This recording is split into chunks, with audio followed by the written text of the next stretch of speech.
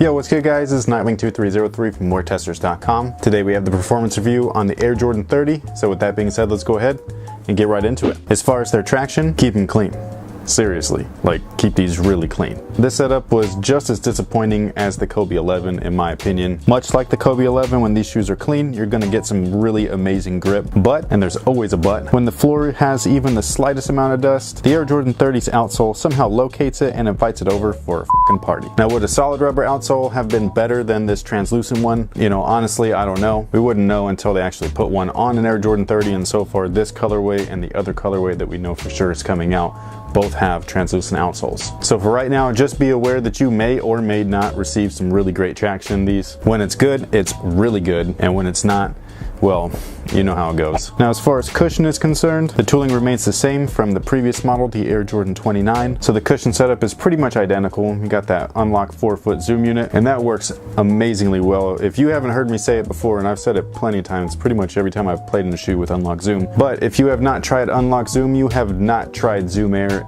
at its full capacity or at its fullest potential. This stuff is amazing. So while the 4-foot and the tooling really haven't changed between the 29 and the 30, there has been some minor differences, the most notable being in the heel. They removed the TPU that was wrapped around the midsole previously, even though it is still present in the 4-foot, so this 4-foot section receives no instability issues whatsoever. It's pretty much contained while still receiving optimal cushion with that unlock zoom up there. However, with the heel, it allows the heel to compress quite a bit. You can see the compression lines right there, and that does cause some minor instability. Now with that instability, you also get greater transition, so greater or more fluid heel to toe transition. It feels great. However, like I said, small instability issues. If you get caught on your heels, you might roll over. I think that could have been solved with just a little bit more of a firmer foam, and without that TPU wrap, it still would have had really nice transition from heel to toe. So maybe we'll see that upgraded in future models. I'm not really sure. Just be aware that this area compresses, in my opinion, a little bit too much. It feels great, but it is a little bit unstable right back here in the heel. Jordan Brand keeps renaming their own tech even when it doesn't change. First it was performance woven, then it was fly weave, and now it's jacquard if you look on their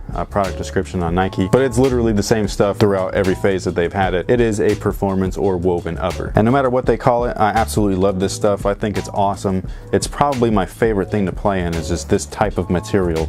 Doesn't matter what shoe it's on, I'm usually gonna like it. The upper is a little bit thinner here than it was on the 29, and it initially feels a little cheap, but it's held up so far and shows no signs of slowing down. Even after numerous on-court beatings, these things have held up perfectly. Jordan Brand also added on this additional toe cap right here to protect the material from toe drags, and while I personally believe that the piece is visually unappealing, it does its job, so I really can't complain. It's actually one of my favorite parts from a functional standpoint, because when that traction gets clogged up, what I'll do is I'll drag my toe across it, and this stuff basically cleans off the bottom of my shoes without me having to do anything or touch the bottom of the soles. And last but not least, they've added Flyknit to the shoe, and that's what this entire collar is made out of, as well as the entire interior. Now this area is good and bad. Basically the good points is that it stretches around your ankle, almost giving you a custom-like fit in this section. The bad news is that it's really uncomfortable for the first few wears, possibly even more, but I'll get more into that later on in the fit section. Now as far as their fit, they do fit true to size. However, they are a little bit more narrow than the regular Air Jordan 29,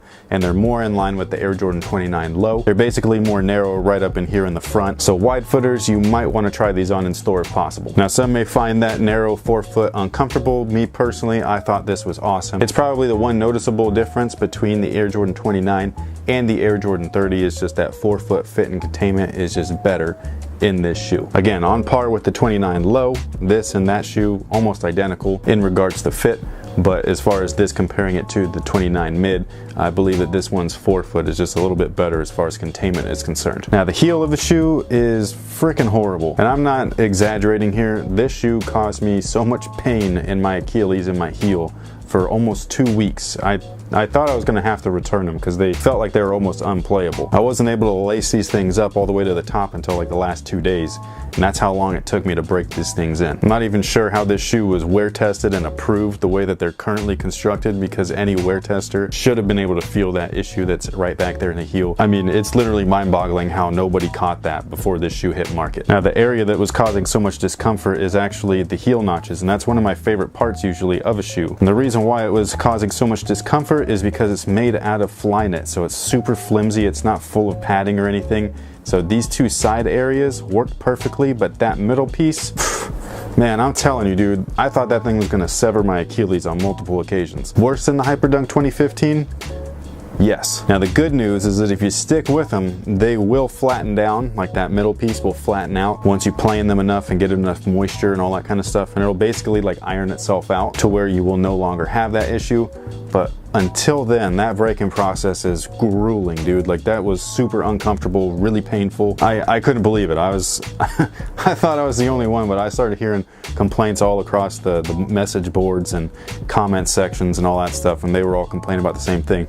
So it's a widespread issue. Again, I don't know how a wear tester didn't catch this before it hit market, but I mean, it is what it is. Now, with the upper having that more snug contained fit, the support is going to be slightly increased, but just slightly. We're not talking leaps and bounds better or anything like that. I'm literally talking slightly, like a fraction of a point. It's just enough to where you're going to notice it, but only if you've actually played in the 29 mid and the 30. If you played in the 29 low, they almost feel identical. It's just that this has an extra layer to the upper. So again, like I was saying earlier, the support on these guys is pretty much on par with the 29 low. Crazy to think that the low top features the same amount of support as the mid. It's actually not that crazy. Low tops are just as supportive, if not more supportive, than mid tops, usually, as long as they have proper fit, which the 29 low did a perfect job at. Everything else is exactly the same as the 29. The midfoot shank, the outsole and base, the outrigger, everything else is exactly like the 29. So overall, if you like the 29 on court, most likely you're gonna like the Air Jordan 30 just the same. Their traction was the only thing that was really disappointing, but as long as you keep them clean, then you're gonna be okay. Was anything at all improved compared to the 29? Yes, the fit. Like I was saying earlier, that forefoot fit is just better in this shoe than it is in the 29. When you have a better fitting shoe, you have a little bit more containment, which equals a little bit more support. Again, it wasn't greatly improved, but it is an improvement. Definitely not enough to say that these are a game changer.